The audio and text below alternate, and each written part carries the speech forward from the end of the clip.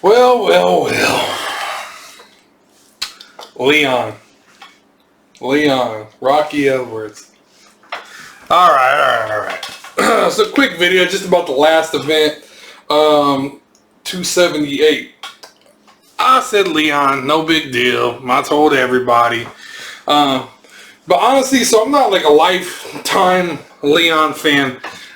Where it started for me, honestly, everybody kept saying Leon, this guy's on the street, he's on the street. When I watched Leon fight Belal, I knew this dude was too sharp. And I used to like Belal. I can't stand him now because he just runs his mouth too much.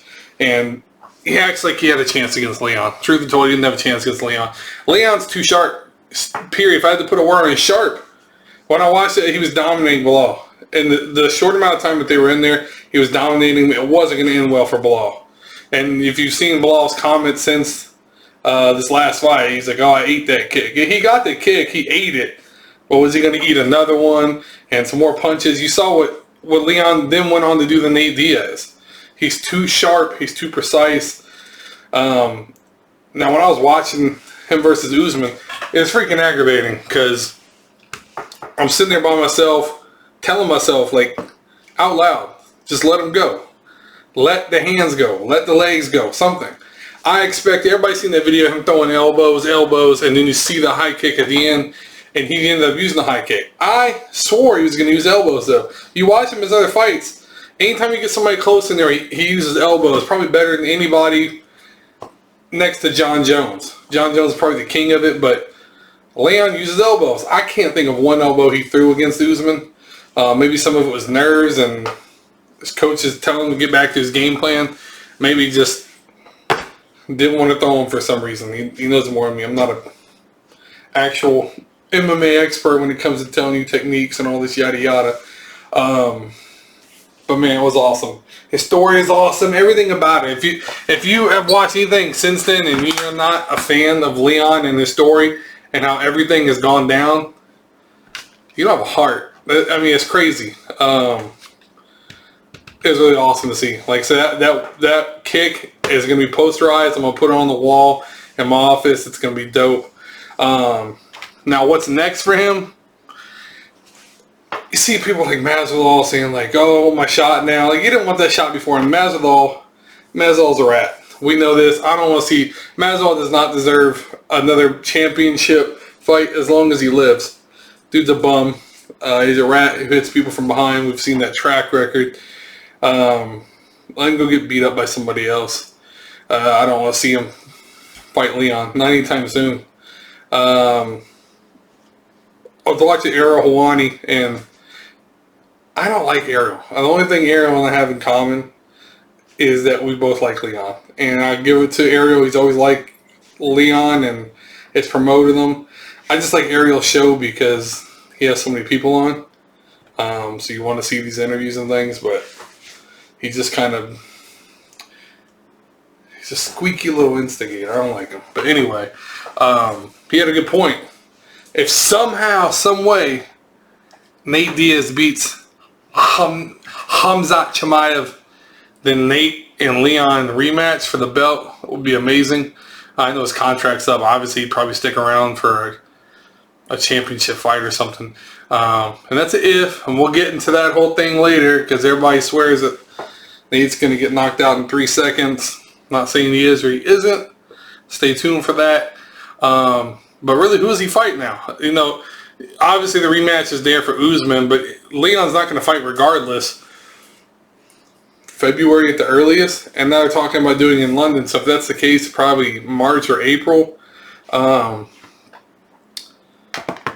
That's just the timetable. I mean, the UFC is doing such a good job right now of putting matches together and throwing cards together. Unless they shuffle things, I don't know what they have in actual writing and pulled somebody out and put Leon's fight, Leon and Usman or Leon and whoever, as the main event, then this isn't going to go down until at least February.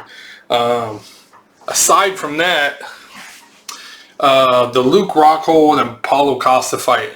I'm disappointed because Paulo didn't get the freaking knockout. Would have brought me another $200 I had parlayed in there with some Leon parlays.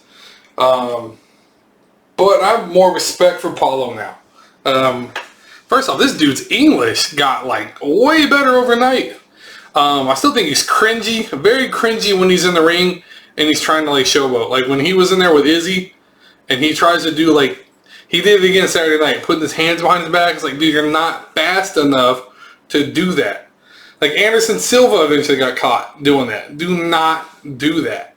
Like I swore he put his hands behind his back, Luke was going to put him to sleep. I was about to be so upset. But he seems like he's matured and he's like a different person here recently. I mean, he took his weight cut way more serious. He looked more lean than we've ever seen at the weigh-in. So I kind of like him now. I'm kind of on the Paulo train, even though I never really have been. I knew he didn't have a chance against Izzy. Won money on that, Kenneth. I don't know what's next for him. I guess he'd take on the winner of Bobby Knuckles and Vettori. Again, I think both of those dudes are in that division. I think it's Izzy and Whitaker, and Whitaker's my favorite fighter right now. Izzy's up there. I think Whitaker won the last fight, but they're right here. They're in their division. They're right there, and then I think Vettori is B, and then after that, I don't think it's close. So I'm expecting. Little insight right now, I'm telling you I'm rocking with Whitaker until the wheels fall off. So I'm expecting Whitaker to walk through Vettori, but Vettori and Acosta again, I don't think it's going to be any different. I think Vittori's wrestling, his ability to chain wrestle and at least just keep Costa a little contained, it's going to be the same thing. So I don't see any difference in that. Other than that, the card was okay. Nothing really stood out. Wu Yanan or whatever. The only women's fight on the card. Pretty disappointing. I thought she had what it took to win. I almost, and as I put on my Instagram, bet on Lusa. I just felt like Fletcher's game plan was going to be able to tire him out and then just explode and get a knockout or a TKO, and it seems like that was his plan. Little did I know that planning actually involved him just taking punches to the face constantly to get him tired, and then almost got the TKO. Should the ref probably stopped it? Maybe, but I'm biased because I had money that way. I'm wrong. I still cashed out on the 7 pick with Lusa the other way, but I'd much rather have had my pick right and been closer to hitting my 10 or 12 or 13 picks. I really wasn't that disappointed with any of the fights. The Romanov, I think he got robbed. And here's my logic with Romanov. So even if you don't think that it was a 10-8 round in the first round, so my point is, worst case scenario, that fight ends as a draw. So if you go and look at the stats, total strike, significant, all that, Romanov is still ahead. And after a total of 3 rounds, he was still ahead.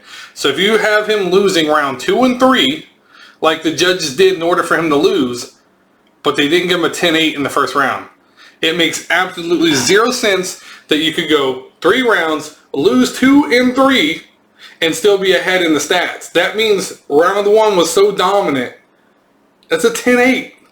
If a 10-8 can carry your stats the rest of the fight with you losing 2 more rounds, it's a 10-8. So if it's a 10-8, best case scenario, that fight's a draw.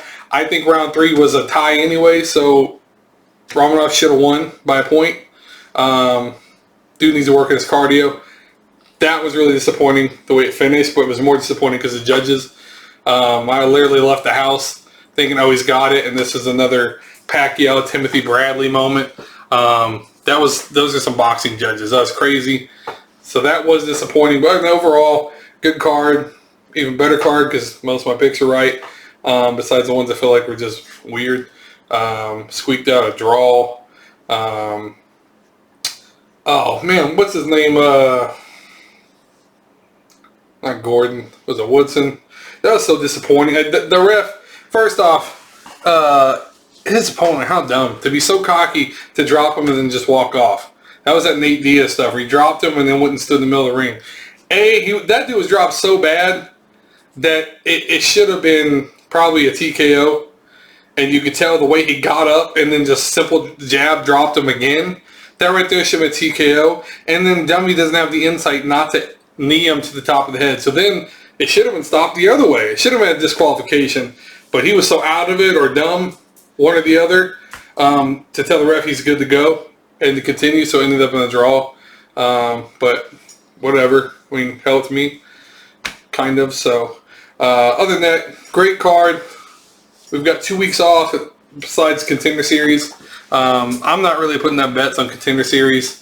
I might take a dog against somebody like Bo Nickel or something like that, depending on the odds. But there's not enough footage and homework out there of amateurs to really bet on the Contender Series, at least for me. I'm not some degenerate that just likes to bet. To me, I don't see a lot of it as gambling when I place bets. Most of my bets are educated, guesstimated, pondered, thought out, strategized plans. So I'm not the type to go put 50 bucks on a red and let it spin. If I do, it's going to be $1, and it's going to be because I picked the third 13 pick or something like that. So I'm not going to be betting on this. But every fight night card, every main event, I'll be picking and betting on those and sharing all that stuff. Going forward, I'll have some videos pre-card and after-card. Eventually, I'll probably have an actual scheduled, regular, routine video as much as I can. You know, live my life. So, keep following on the Instagram. I'll take clips of some of this stuff where I might ramble and mumbo jumbo if I don't have my thoughts together as well. Take it all and put it on the Instagram, and vice versa. Sharing on other platforms. I'll probably start a TikTok, just to kind of, TikTok's basically just a Instagram 2.0. It just has more exposure. We can do some, I can do some cooler things on there, as far as sharing the short clips of content. But yeah, feel free to comment on this stuff. The Instagram, I want to engage, so everybody just keep commenting on stuff. Send me your messages. If there's anybody who's messaged me besides like, hey, check out my business or something like that, I respond to everybody. I try to do it pretty fast, but if not, I've gotten to all of y'all, all your comments, all your messages. I appreciate it. And like I said, we're going to have some really cool stuff going forward. Once we get 1,000 followers on the Instagram, we're going to start doing parlay bets where I will take in people's parlays and we'll split some money. But yeah, enough rambling. It's my dog. Y'all don't get to see my dog yet until we get more followers. Then you can get on there. Anyway, buddy. Alright, well that's it. Leon Rocky Edwards. I told y'all. I freaking told y'all, man. Bruh, bruh. Headshot. He's dead.